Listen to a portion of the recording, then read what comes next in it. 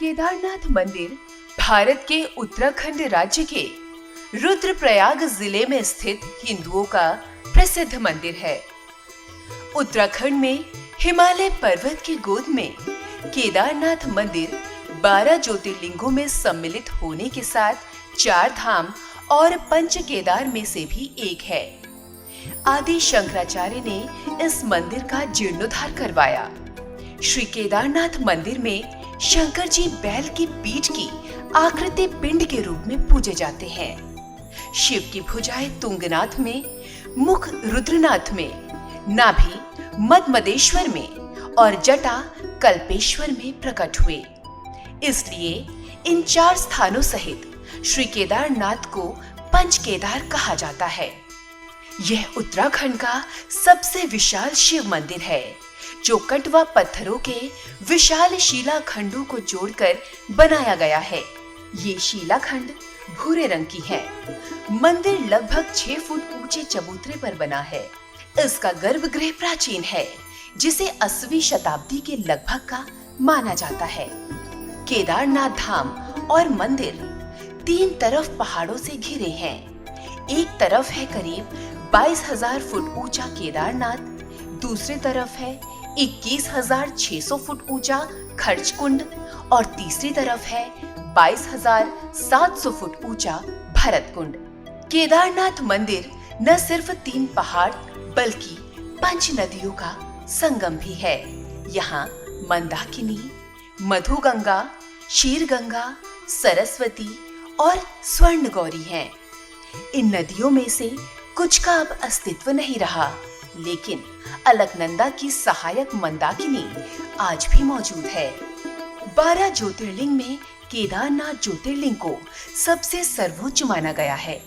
पौराणिक कथाओं के अनुसार इस ज्योतिर्लिंग के प्राचीन मंदिर का निर्माण महाभारत का युद्ध समाप्त होने के बाद कराया गया था। पुराणों के अनुसार केदार महेश अर्थात भैंसे का पिछला भाग है। इस मंदिर की कथा बहुत ही रोचक है। आइए जानते हैं इस कथा के बारे में। केदारनाथ को भगवान शिव का आवास माना जाता है। इसका वर्णन स्कंद पुराण में भी आता है।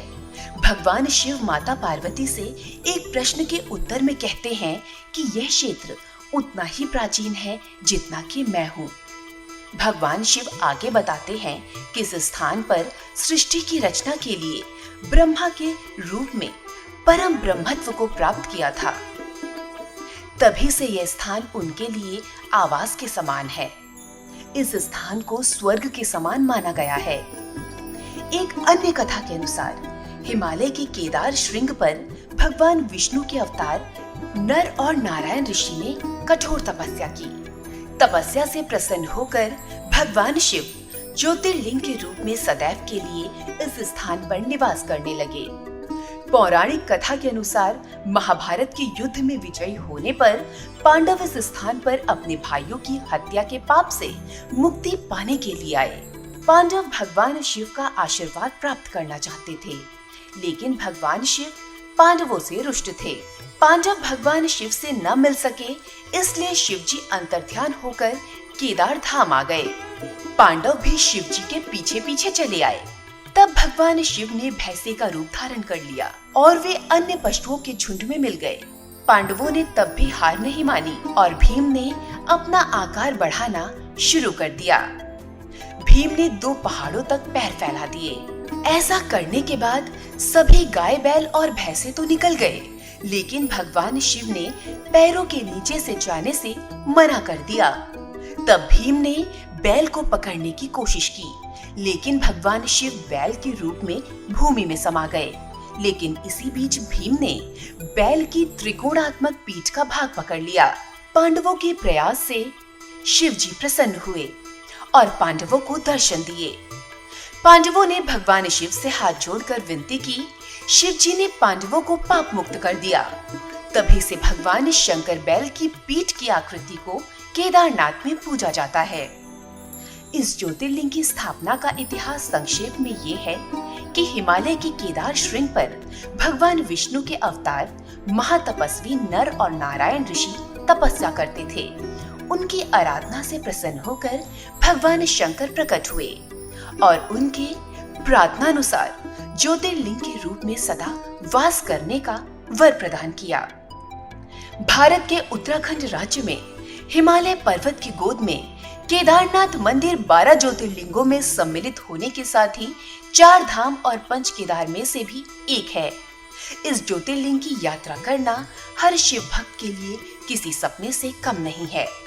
उत्तरी हिमालय की तलहटी में बसे इस क्षेत्र में हालांकि लोग धार्मिक आस्था के कारण आते हैं, लेकिन हिमालय की बर्फीली चोटियों का नैसर्गिक सौंदर्य और मंदाकिनी नदी की कल कल ध्वनि यात्रियों का मन मोह लेती है। यहाँ की प्रतिकूल जलवायु के कारण यह मंदिर अप्रैल से नवंबर माह के मध्य ही दर्शन के लिए खुलता है। मंदाकिनी नदी के किनारे बसा केदारनाथ मंदिर का 6 वर्ष पूर्व आई प्रलय के बाद बचना किसी चमत्कार से कम नहीं है। इस प्रलय रूपी विनाश में सब कुछ ध्वस्त हो गया था।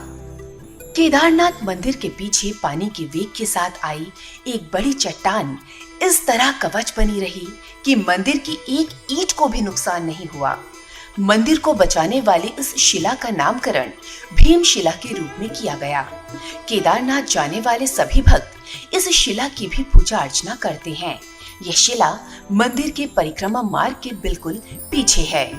मान्यता है कि सच्चे मन से जो भी बाबा केदारनाथ का स्मरण करता है उसकी मनोकामनाएं पूर्ण होती हैं। सावन के महीने में केदारनाथ के दर्शन बहुत ही शुभ माने जाते हैं। तो यह थी बाबा केदारनाथ की कहानी। आशा करते हैं कि आज की यात्रा में आपको आनंद आया होगा।